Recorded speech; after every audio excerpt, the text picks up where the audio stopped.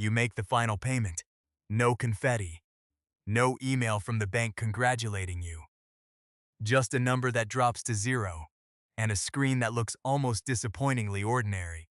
For years you pictured this moment differently. You thought it would feel like a door swinging open. Instead, it feels like nothing much at all. Quiet. Almost anticlimactic. But something is happening under the surface, and it has almost nothing to do with the house. Most people assume paying off a mortgage is the finish line. Get the debt to zero, and the freedom arrives automatically. That's the story sold in personal finance books, on debt-free podcasts, at the mortgage-burning parties. American families used to throw back in the 1950s, where couples would literally light their paid-off loan documents on fire in the backyard, as neighbors watched and cheered. That tradition was never really about the paper. It was about the psychology, because the real shift after your house is paid off isn't in your bank account balance. It's in your brain's relationship with a number that has quietly controlled you for years. Here's the part almost nobody explains. Daniel Kahneman, the psychologist who won a Nobel Prize for reshaping how economists think about decision-making, spent decades studying something called loss aversion. The finding that losing money hurts roughly twice as much, psychologically, as gaining the same amount feels good. A mortgage payment isn't really experienced as spending. It's experienced, every single month, as a small, repeated loss. Your brain registers it and moves on, but it never fully stops registering it. For 15, 20, 30 years, that monthly loss becomes background noise. It shapes how much risk you're willing to take at work. It shapes whether you say yes to a vacation or quietly talk yourself out of it. It shapes 1,000 small decisions you'd never trace back to the mortgage, because the mortgage stopped feeling like a choice a long time ago. It just felt like life. Then it's gone. And your brain doesn't know what to do with the silence. This is where the data gets interesting. The Federal Reserve's Survey of Consumer Finances, which tracks the balance sheets of American households every 3 years, consistently finds the same pattern. Homeowners who own their homes outright carry dramatically higher net worth than homeowners still carrying a mortgage. Not just because the debt itself is gone, but because something about their financial behavior changes once it is. They save more. They invest more consistently. Thomas Stanley, who spent his career studying the finance of American millionaires and wrote it up in The Millionaire Next Door, found almost the identical pattern decades earlier. A striking share of self-made millionaires live in the same modest, fully paid-off house for 20 or 30 years. Not a mansion, not a flashy new build every decade. The same house, debt-free, for as long as they can manage it. Stanley's explanation was never really about the house itself. It was about what happens to the money that used to service that debt, because a paid-off house doesn't create wealth by itself. It just stops destroying it, one interest payment at a time. What comes next is a choice, and most people have never had to make it before because for decades, a bank was making it for them. So let's walk through what actually happens the month after your final payment clears. Say your mortgage was $2,400 a month. On the first of the next month, that $2,400 doesn't vanish. It just becomes unclaimed. For the first time in decades, you have to decide, on purpose, where it goes. And this is the moment that quietly determines whether paying off your house makes you wealthier or just makes you comfortable. Picture two neighbors who pay off identical houses on the same week. Same mortgage. Same $2,400 payment. Same relief.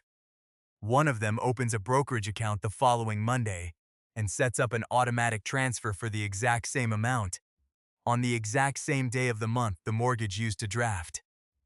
It feels almost identical to the old routine, except now the money is building something.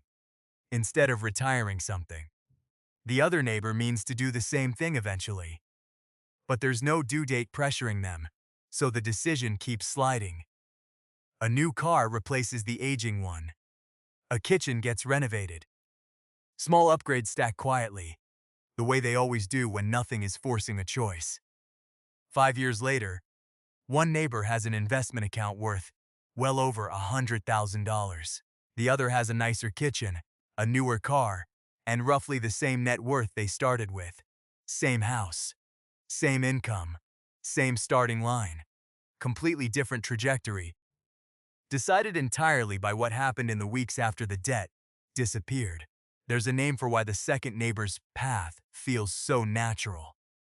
Philip Brickman, a psychologist who published one of the most cited studies in behavioral science back in 1978, found that lottery winners, within about a year, returned to roughly the same baseline of happiness they had before winning. Their circumstances changed enormously. Their day-to-day emotional experience barely moved because human beings adapt to whatever their new normal is astonishingly fast. A paid-off house works the same way. The relief is real, but it fades. And when it fades, whatever habit fills the space left by that $2,400 quietly becomes your new normal instead. Here's the counterintuitive part. The house was never actually the goal. The habit was. Paying a mortgage for years builds a kind of financial muscle memory. Spend less than you make.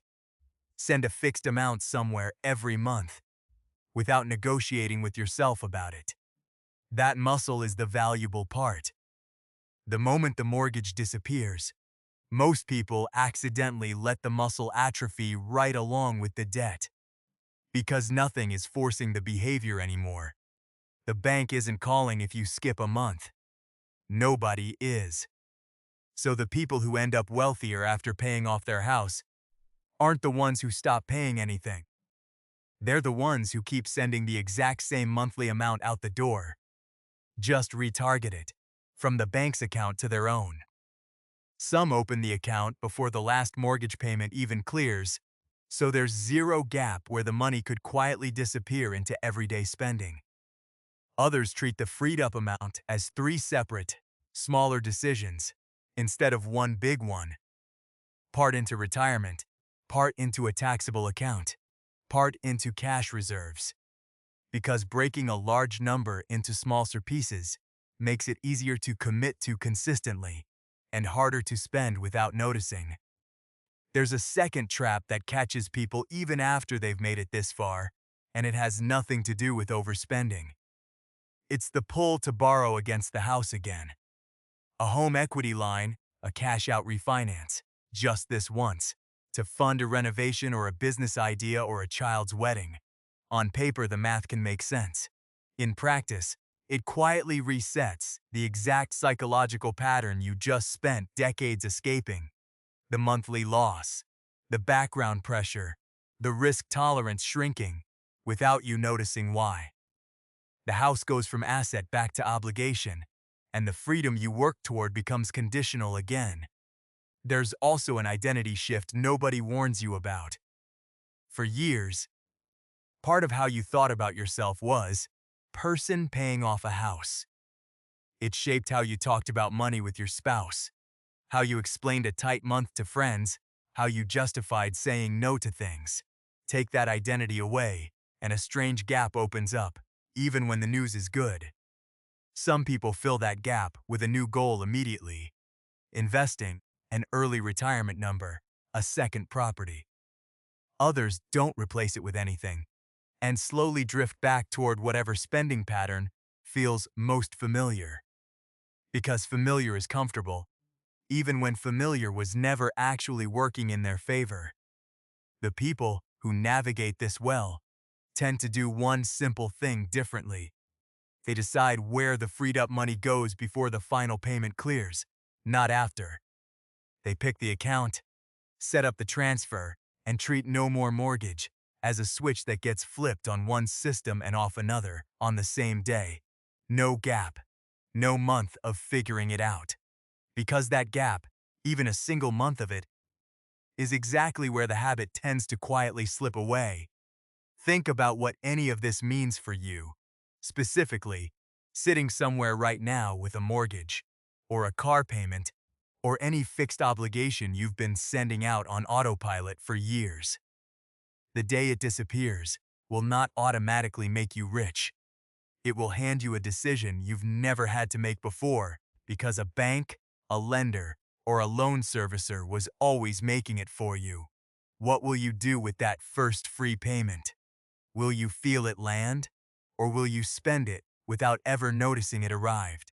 What you do in that first month. Not the day the balance hits zero, but the 30 days after, will matter more than every payment that came before it.